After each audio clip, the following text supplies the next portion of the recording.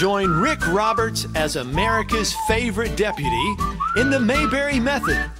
The Mayberry method is a soft skills tune-up for groups who want to eliminate distractions and set clearer goals so they can give their clients extreme customer care. The speech kicks off with a bang. First, Barney issues citations to a few members of your group based on inside information you provide. Well, I was checking on some records, and I've got you for deforestation. Does that ring a bell? No. You don't remember knocking down a tree in Iowa? Oh, yes, I did that. You plowed right over. Well, listen, that's an issue anywhere, but Iowa's only got like 3 trees to start with. You need to leave a few more up there, all right? Thank you. All right, settle down on that ATV.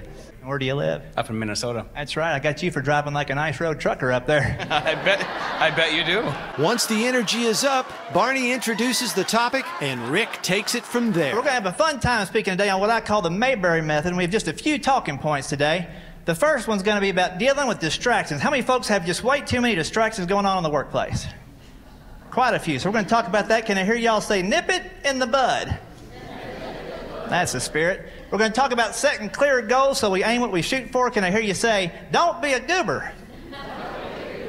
And last but not least, we're going to talk about extreme customer care. Can I hear you say, keep your bullet in your pocket? You'll learn how to eliminate social media distractions. Employees over 50, though, that's where the good news is happening. They tend to use these social networks the least amount of time, less than 30 minutes a day. Does anybody want to maybe take a guess at why that could be? Go ahead, it's okay. They don't know how to use it sometimes. That's right. My dad thought Twitter was a bird-watching, updating website. That's my gene pool. That is my gene pool. The speech is reinforced with lessons from Mayberry to help the audience make quicker connections to the takeaways. Setting clearer goals. It seems so simple, but man, it's amazing what happens when companies don't set them clearly or don't go back to just to check and see how they're doing with goals. When I think about this, I think about Goober on the TV show. There was one episode where Andy wanted to come down to the courthouse and answer the phone for him while he was out of town. He said, I can't do that. I got to work on Gilly Walker's carburetor. So he ended up taking the car apart and putting it back together in the courthouse so he could do 2 things at once.